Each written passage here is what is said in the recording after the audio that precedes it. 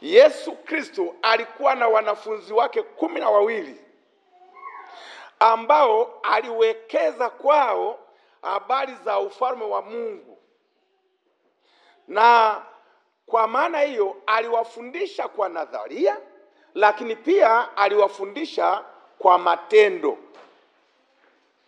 So alivyokuwa anataka kuambia neno hili, alitaka kuambia kwa matendo. Wakaenda kwenye mtini na akachungulia, akasema, wewe mti usizae matunda tena. Kwanza kwenye theolojia hii ya kutamka jambo la habari katokea, hebu tuje katika swala hili la kwanza kabla sienda mbali. Chochote kibaya ulichowahi kutamkiwa, haijalishi ulitenda dhambi, haijalishi ulifanya kosa, lakini ili mradi neno baya limetamkwa, litaleta matunda. Sio kama unanielewa? Aliyekutamkia neno lolote baya, aliyetamka neno la laana lolote kwenye maisha kwako, usifikiri lienda bure. Naangalia kulingana na huu mtini. Mtini ulikuwa unakosa. Kwanza, ukisoma katika Biblia nyingine nasema haikuwa majira ya kutoa matini. Yesu akatamka neno ukanyauka. Lakini nachotaka kuambia kitu gani? Yesu alitaka kuwaonyesha wanafunzi wake jinsi ya utendaji wa imani. Sisi wote tuna taarifa za uwepo wa Yesu Kristo, tuna taarifa za uwepo wa Mungu, tuna taarifa za kuwepo mahali ambapo tutaishi baada ya dunia hii. Lakini mimi naye kufundisha sijawahi kwenda, ila kwa imani nimewahi kufika. Sawa? Naye kufundisha habari za Yesu, uwezi ukamuona bila kuwa na macho ya ndani. Kwa macho ya roho utaona. Habari za Mungu pia hautaziona kwa macho ya mwili na nyama, utaziona kwa jinsi ya macho ya imani. Amen. Na vyote hivyo vipo. Hata wiki iliyopita nilikwambia kwa habari ya kumjua kwamba Mungu yupo, kuna vitu vingi ambavyo ukiviangalia vinakuthibitisha kwamba Mungu yupo. So ninavyokuambia habari za imani, sasa imani ndicho kibebeo cha jinsi ambavyo tutamuona Yesu. Ili tumuone Yesu, tumuone Mungu, ni kwa jinsi ya nini? Ya imani. Na kwa kuwa unaweza usiona muona kwa macho, basi utaamini matokeo yanapotokea. Amen. Nazungumza swala la imani ni roho. Hii ni roho ambayo inamwendea yule ambaye anaihitaji. Haiendi kwa kila mtu. Yeye ambaye ameamua kujiwekeza kwamba hii roho ikae kwake, hiyo roho itakaa. Lakini ambaye hata ni jambo la kawaida, hiyo roho haitakaa. Sio kama unanielewa? Maana ni nini? Hakutakuwa na maombi makubwa sana ya kusema kwamba naomba niwe na imani, naomba niwe na imani, nipe imani. Si kivile. Lakini ni wewe mwenyewe kusema kwamba hiki ambacho kimetajwa kwenye vitabu vitakatifu, mimi naamini na najiwekeza. Nyuma ya kuendelea kujiwekeza kwenye kile kilichotajwa, utajagundua mwisho wa siku kitatenda kazi kwako. Sio tunaelewana?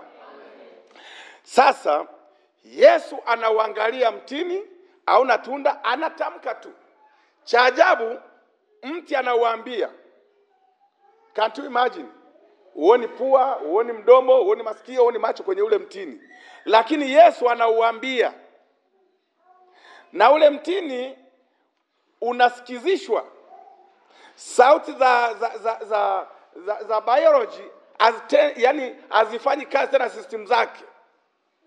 Kwamba hii ni mti, una tabia za kimti, unaishi kwa jinsi ya mti, lakini hizo zote zilinyamazishwa, ikainuka sauti moja tu, ule mti ukanyauka. Tupo mpaka hapo. Wanafunzi wanashangaa, ili jambo likoje? alivyoona unashangaa na alitaka iwe hivyo, akasema, mnavyoona huu mti umenyauka ghafla kama hivi, hata ninyi kama mkijiwekeza kwenye imani isiyokuwa na shaka, hamtafanya maajabu madogo kama haya, hata maajabu makubwa mtafanya nini? Mtafanya. Na akaenda akasema, lolote mtakao kuwa mnaomba mkiwekeza kwenye imani, lazima itatokea. Lakini kwa bahati mbaya sana, kama kungekuwa na skana ya kuangalia viwango vyetu vya imani, hapo ndio ungeshangaa. Kama kungekuwepo na kifaa kinachopima imani ya mtu, hapo ndio ungeshangaa. Utashangaa wakati mwingine hata sisi tunaosimama madhabahuni, ka imani ya kaduchu au wakati mwingine hakapo. Sio kama unanielewa.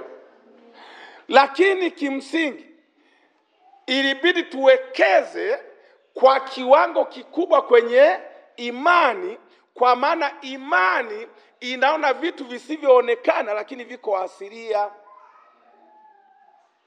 Hivi kwa mfano mimi nikisema hapa, pepo toka, si ndio? Simeona mara kadhaa mapepo zinakimbia.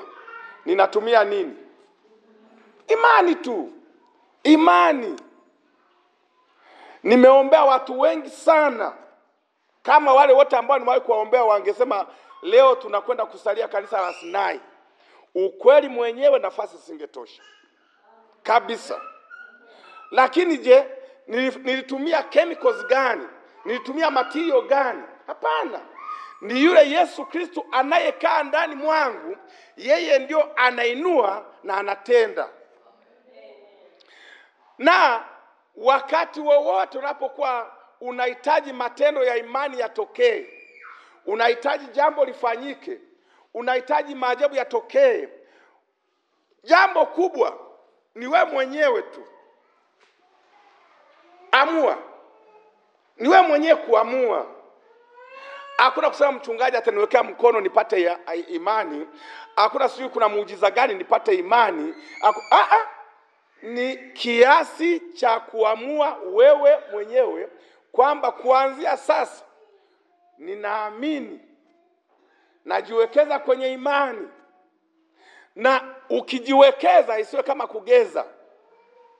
Nazungumza swala imani. Unapojiwekeza kwenye imani, utashtukia au utashangaa wewe mwenyewe kuona vitu vya ajabu vinatokea kwako kwa jinsi ambavyo umeamini. Kama hakuna imani wala usiombe. Kama una imani wala kanisani una sababu ya kwenda au kuja. Kama una imani hata Biblia una haja kuisoma. Unaisoma itokee nini? Kama novel. Unaomba itokee nini? Kama kujifurahisha. Bwana asifiwe. Lakini kimsingi wewe mwenyewe unaamua kwamba kuanzia leo naomba niwe na imani, na nitakuwa na imani. Msaidizi wa pekee atakayekufanya hudumu katika hali kama hiyo ni Roho Mtakatifu peke yake. Na ndio maana utasikia muda wote kama nikia kwenye maombi hayataisha mpaka nijiwekeze kwenye nguvu ya Roho Mtakatifu. Kama hakuna nguvu ya Roho Mtakatifu, hauwezi kufanya chochote katika mambo unayoongelea. Kwa hiyo unaamua kwamba kuanzia sasa nahitaji nitoe mambo yangu kwa imani. Lakini simama imara. Na kwa taarifa yako, nguvu za giza zinatafuta jinsi yoyote walau hata wewe mwenyewe ujitamkie. Na unapotamka inawekewa mihuri, hautaweza kutoka. Lakini unavyoamua kwamba mimi sasa hili ndivyo itakavyokuwa, simamia hilo. Kwa mfano unaumwa, si ndio? Unaumwa na kweli ugonjwa umekutaiti sana. Wewe ukiwa umewekeza kwenye imani, wewe tangaza kwamba hapa hakuna cha ugonjwa kunisumbua tena. Mimi sio mgonjwa tena. Sio kama unanielewa?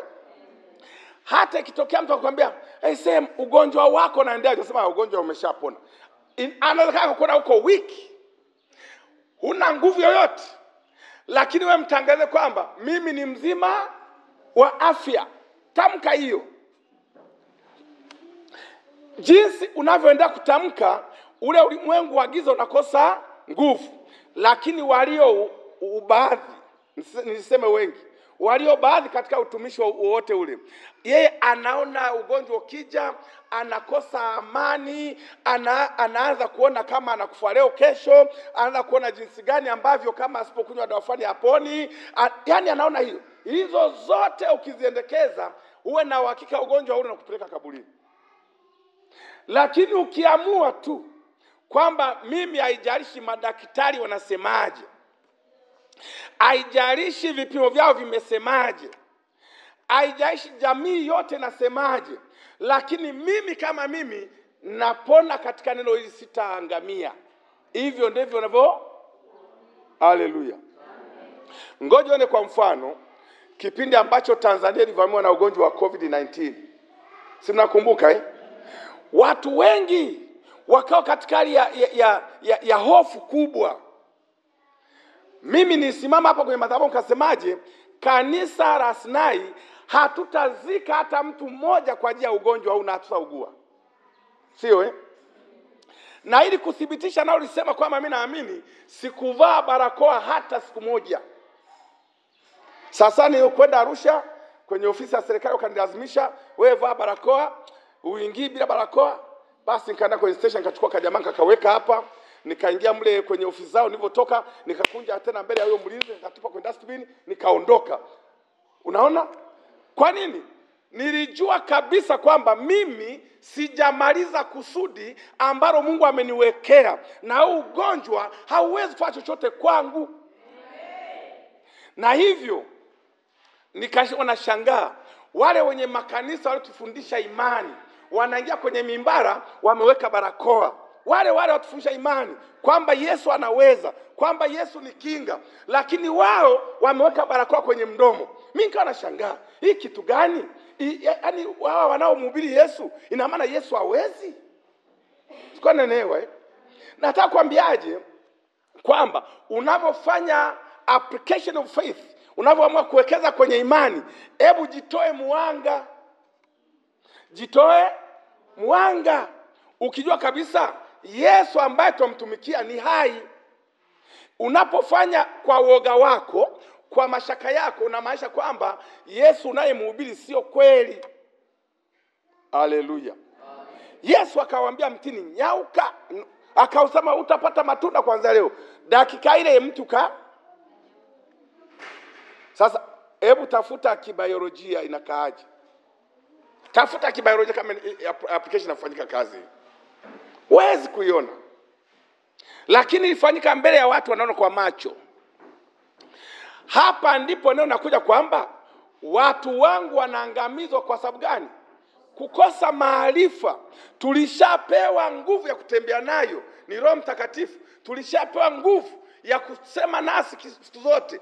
Watu wanapotembea, Roho Mtakatifu anasema ndani. Unapoangalia, Roho Mtakatifu anakuonyesha. Ukiwa na imani utaona vitu watu hawavioni. Ukiwa na imani utatamka kwa imani siku zote.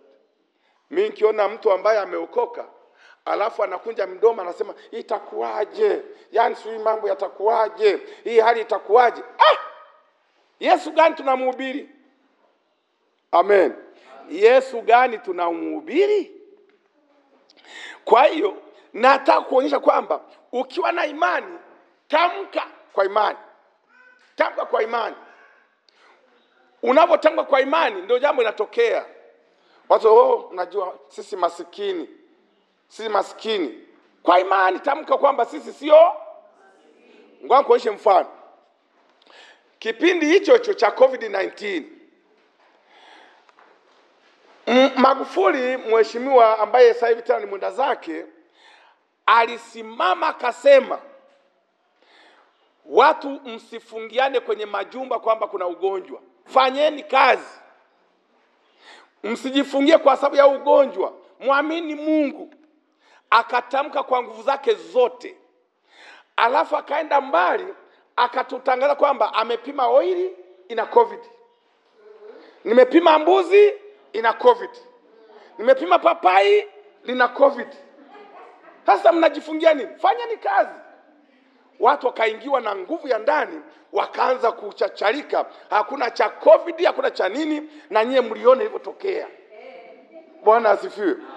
Akatamka hivyo. Lakini pia namkumbuka several times anatamka kwamba Tanzania sio masikini. Aitamka hiyo mara kadha. Sisi sio maskini. Nchi za huko mbali wanasema nchi za kwetu ni maskini.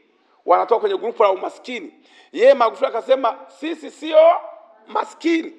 Akaanza kufanya vitu ndani ya miaka 5, tumeona rami, tumeona mastendi makubwa yanafanyika. Bado kauli mbiu ikasema sisi sio maskini. Hapo kumbuka alikuwa aombi. Alikuwa anatamka. Na kweli umaskini ukaonekana kama Tanzania haupo. Katika muda mfupi tukaanza kuhama kwenye renki za umaskini kuja kwenye uchumi wa kati. Lakini niambie, kuna kitu gani ambacho kimebadilika hata kama hivi tunavyozungumza? Si ndio?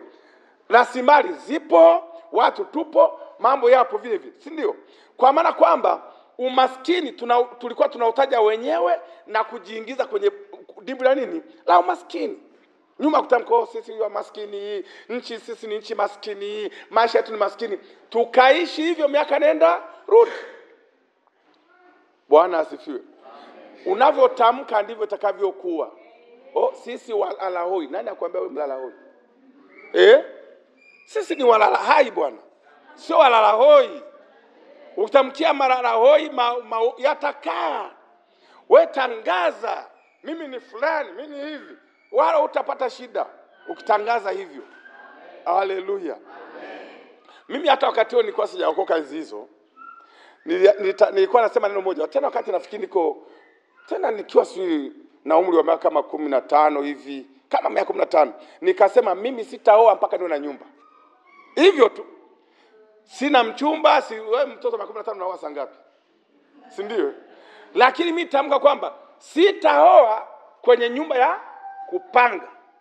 Nikajiwekeza hivyo. Nikakaa hivyo. Nilipofika miaka 23 nikaanza kujenga msingi wa nyumba. Mkubwa kijana hapo. Miaka 23 mimi ni kijana, nikaanza kuwekeza kwenye kujenga. Mdogo. Mara ghafla nyumba hiyo. Unaona? Na ndipo ngaja kuoa. Ndani ya nyumba yangu, sio nyumba ya kufanya nini? Ya kupanga kama nilivyotamka. Nataka nikwambie kitu gani? Usijiwekeze kwenye sura ya umaskini. Si kwa ajili ya kwamba una mshahara mdogo, sio kwa ajili ya kwamba una kazi ndogo, kwa sababu yoyote usiongelee vitu vya umaskini.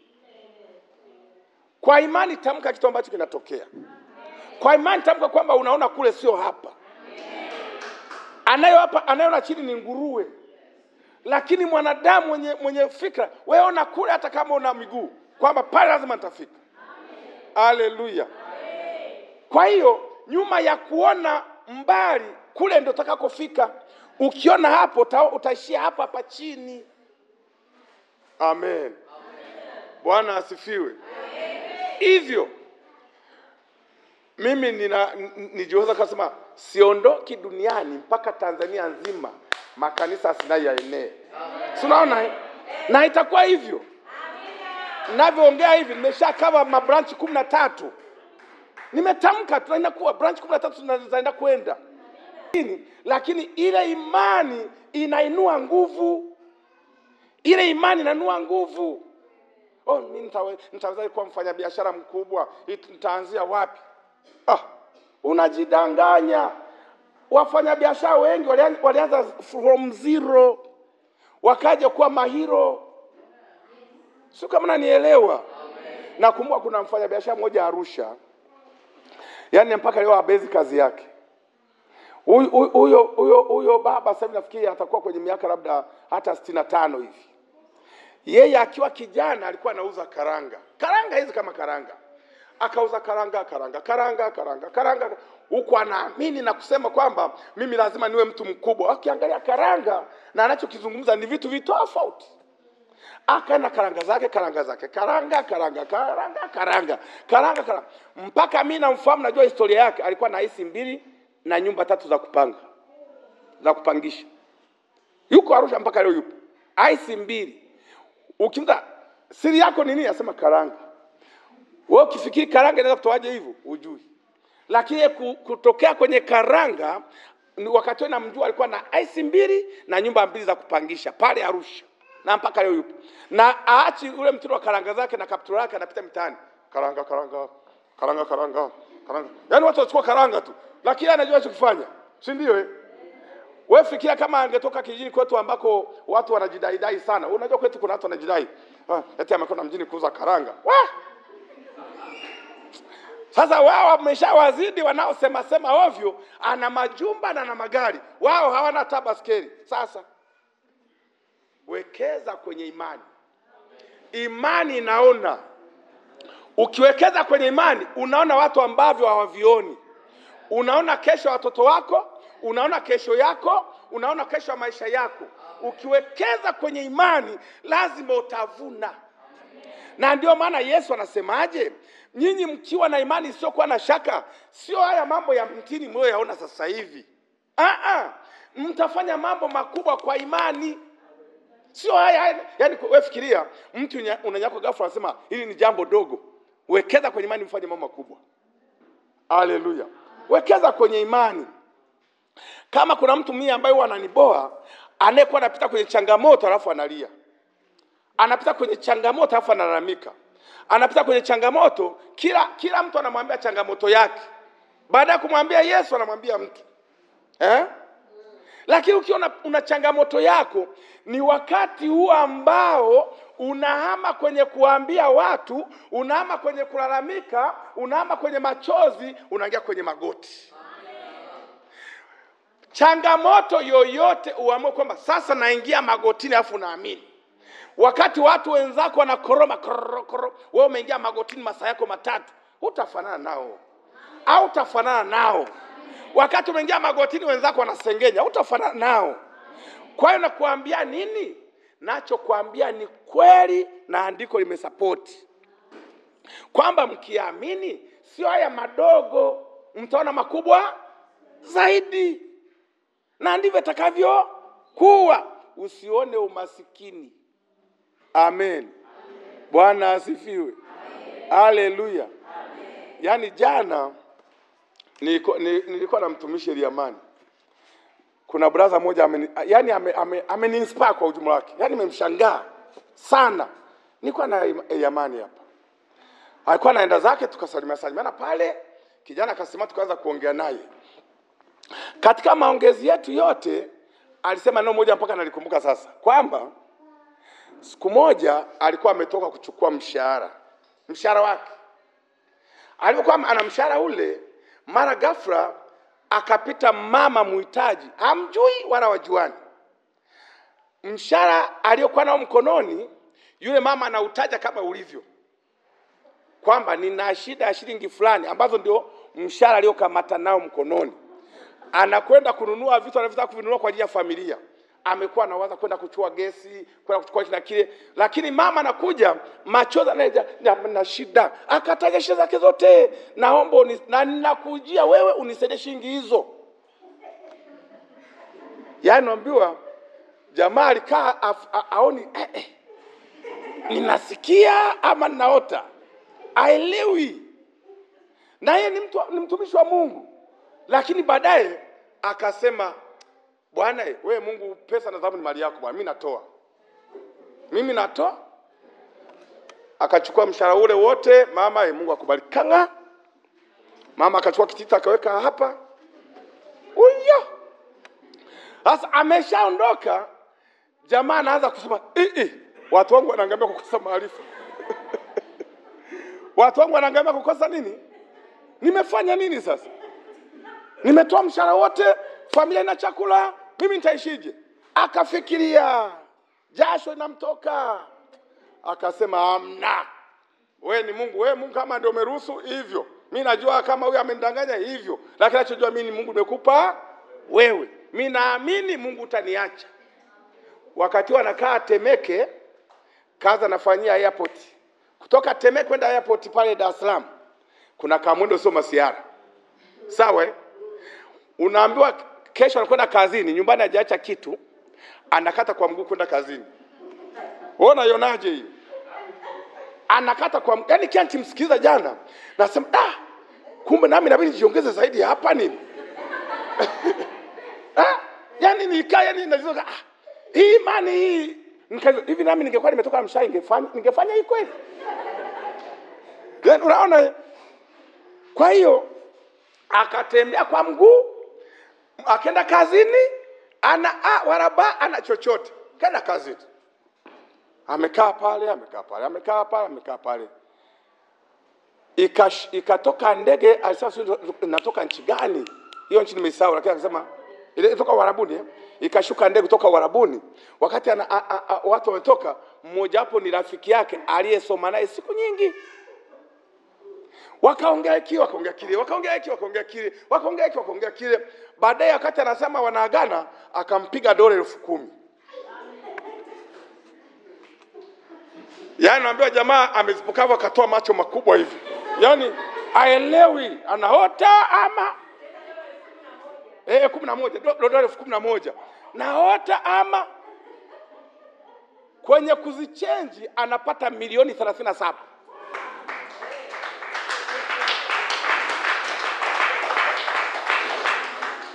Mimi nikaa hapo tena pale. Najiuliza maswali sielewi. Alafu angalia mwenyewe alivyokuwa sio kawaida. Akachukua milioni 20 akapeleka kwenye changizo la kanisa. Akabakia milioni 17. Yaani sasa siendi kokote, kwanza milioni 20 hii na pia kwenye changizo la nini? La kanisa. Akapeleka milioni 20. Kanga. Wewe unafikiri kanisa linamwombeaje? Huyu mtu atapatwa na magonjwa kweli? Hawezi. Atapatwa na uharibifu huyu kweli? Anamtaji kaweka kwa Mungu. Kwanza 200,000 ile yotoka imeleta milioni 37 from nowhere. Acha masiara bwana.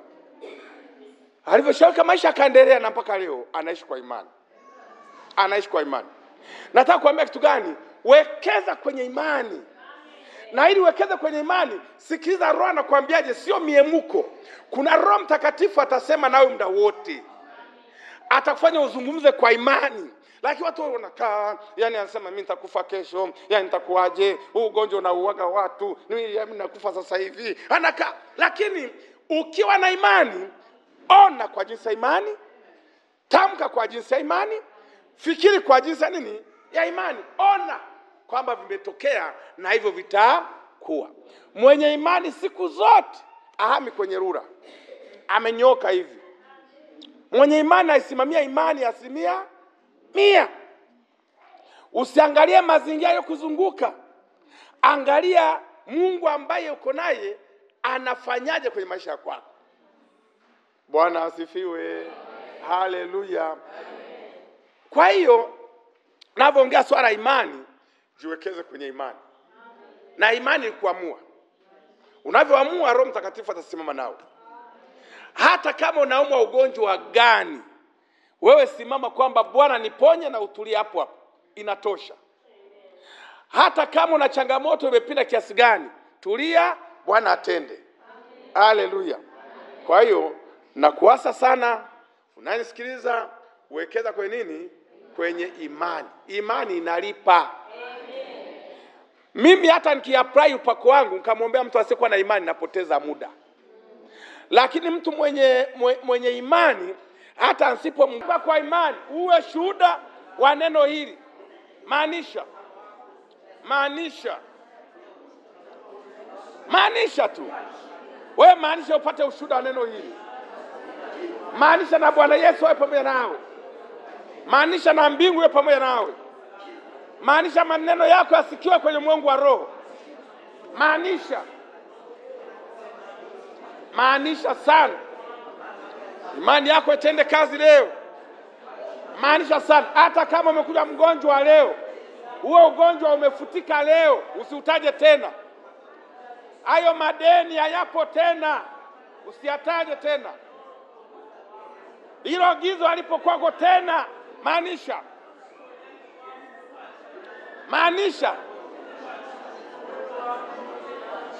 Maanisha.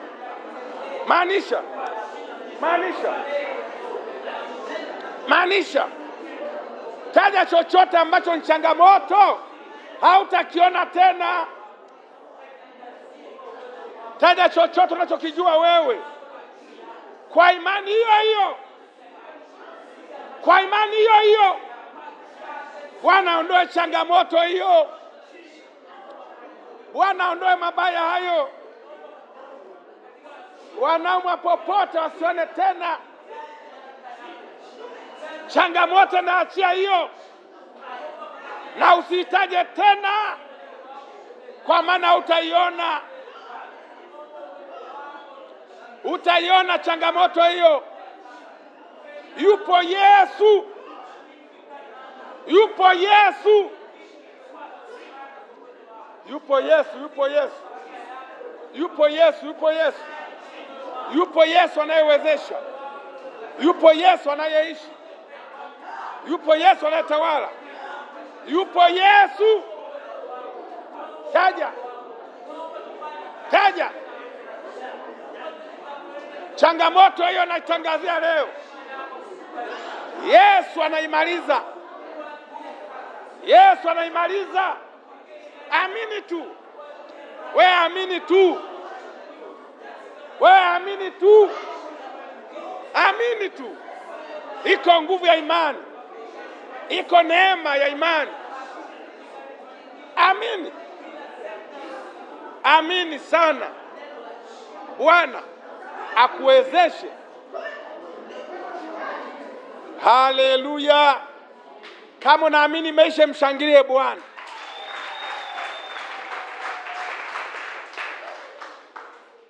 Kama unaamini maisha, shangilia tena.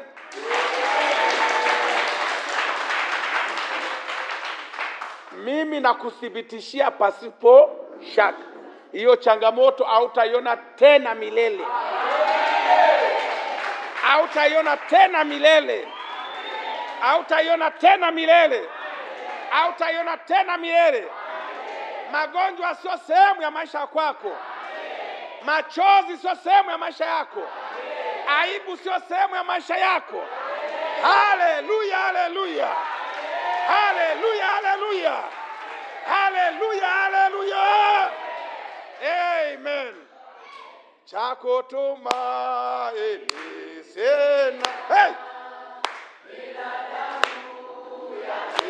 Bwana, sina wema wa kutosha, dhambi zangu kuziosha. Maanisha kwa imani. Nasema haya haya la mwamba ni salama, ndiye mwamba ni salama, njia yangu mama. Maanisha mwamba ni salama. Haleluya.